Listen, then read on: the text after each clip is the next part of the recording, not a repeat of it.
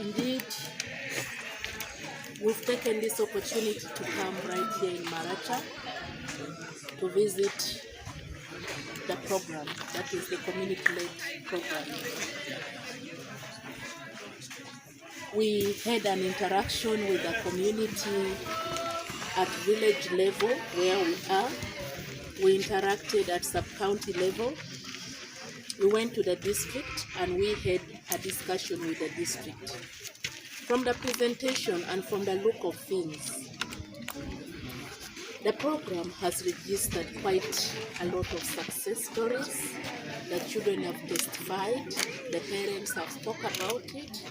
This is a community-led learning initiative that was put in place during COVID. And after COVID, we continued. We have a learning center in the community.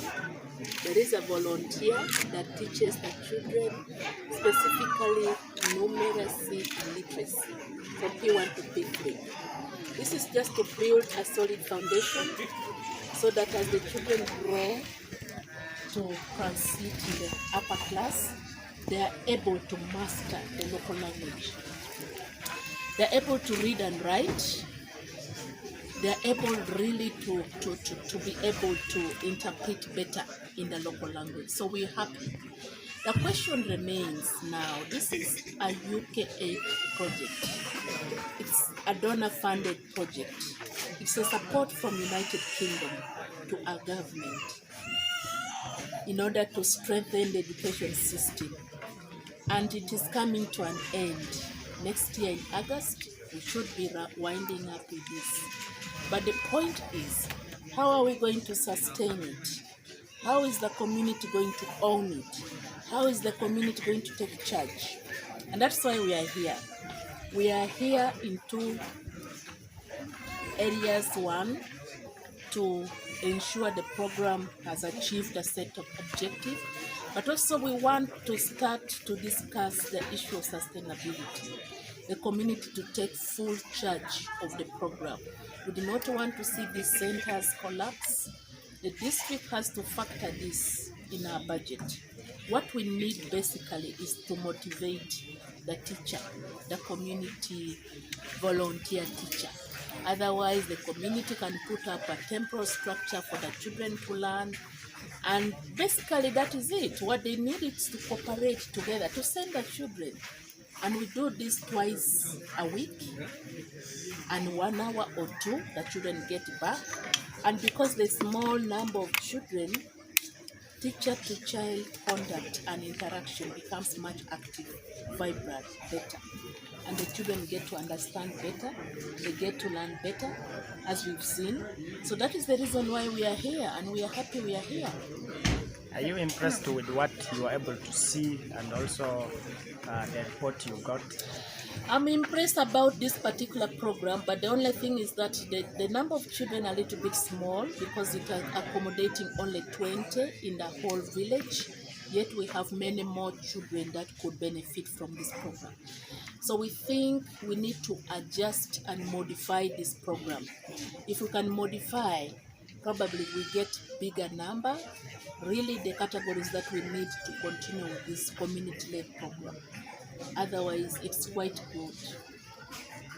Honorable, I also want to come with it. When you went to Joboro, you spoke quite strongly about the issues of accountability that have been happening in the district. No, I think something concerning the accountability and the construction, we really need to understand it better. Probably we might sometimes be blaming the district leadership when the problem might be somewhere. Because why is it that a project that is in the district cannot get finished well in other districts they have completed? We have the seed schools, which construction had not been finished, yet the contractor was given all the money, 100%. And yet the district has been given more 3 billion to build another seed school. Now my question was, if we do not send the 3 billion, are you going to blame us when you demonstrate that you do not have the capacity to absorb the fund or to do this and So this is something that the district really need to evaluate. We as government, we need to evaluate it. Where is the problem? Even the health centers, they are not complete, and it has taken time. And the district headquarters, I was complaining, the tiles are not well done. How sure am I that the structure is really good? So there's something somewhere wrong. We need to go to the root cause of the problem. Could it be that there is a syndicate, that some people somewhere send these contractors and money is sent back to the people who own the contract? And then at the end we blame the district officials? Could it be that it is also they involved together in these contracts? Why is it that they are not completing the structures? And yet we have to send more money. Now tell me, the 3 billion for another city school, are you going to construct it?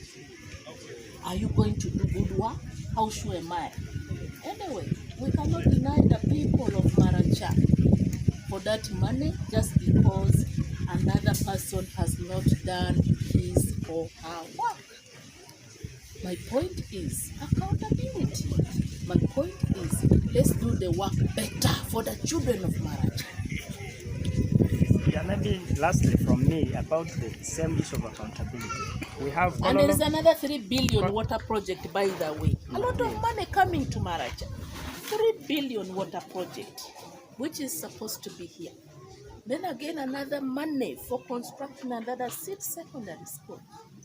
And then people blame government that we leave the infrastructure without putting money. Now tell me, what should we do? There was money sent after COVID for renovation of schools.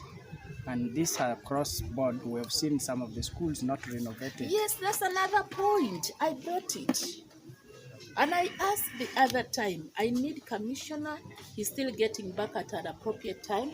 We need accountability. DO says he's giving me a report. We send money to all districts to put the money in pool, to work with the different respective senior management committee of the schools to be able to see what the priorities and to give a facelift to renovate the schools. I'm yet to see, I'm yet to hear, I'm yet to get accountability. Okay. Thank you for your time. We wish you safe travel. We'll meet in Moyo. Okay. Thank you. So you people, thank you so much. Not having value for money has been a crime in the entire country and at the same time in Maracha here.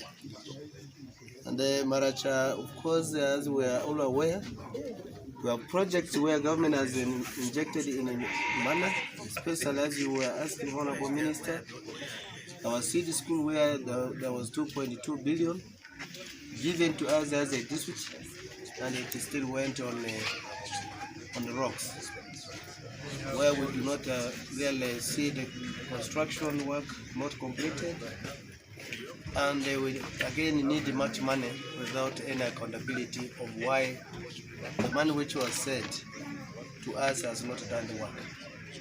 And indeed, it is not only the construction of the city school alone. We have also got a project of health units which were constructed, especially Udupiri, where I have personally visited, and I've also asked the accounting office to show to me how the money has been given to the contractors. And I've also discovered the whole amount has been paid, but the construction site has been abandoned by the contractor.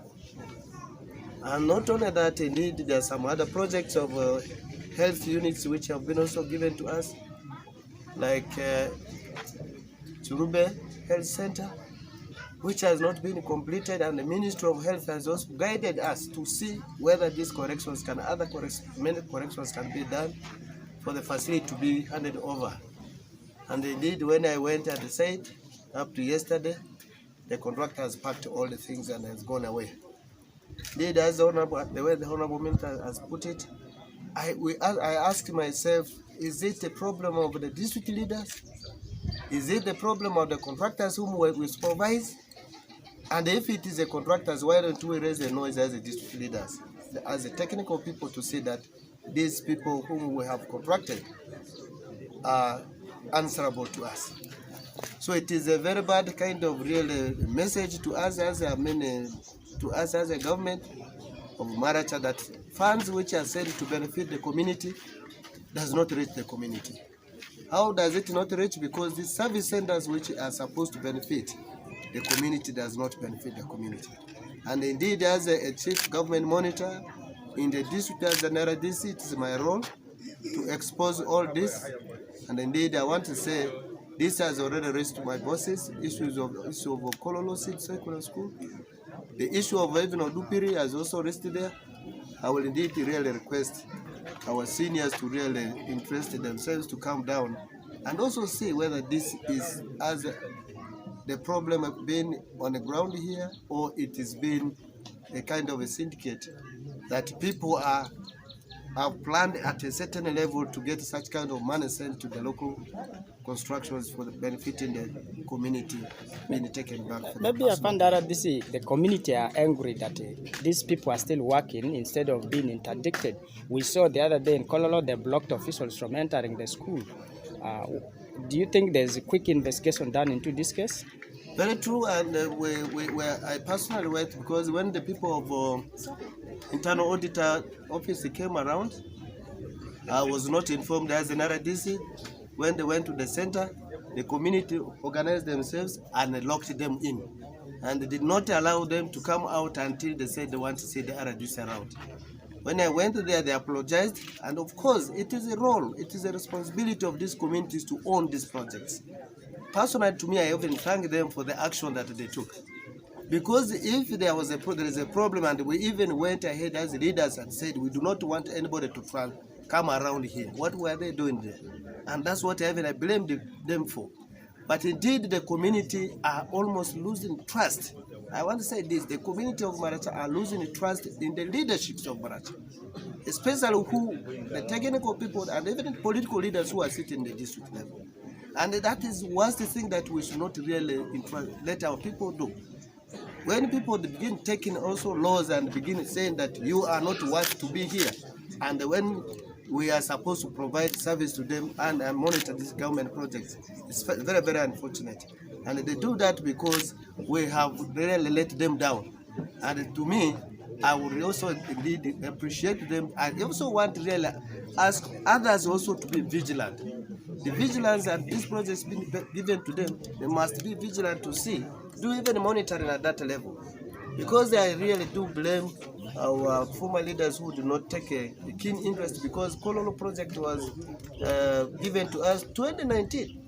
And by the time when this money was embezzled, nobody has taken it upon him or herself to expose. Maybe by the end of the day, we'll have recovered some money.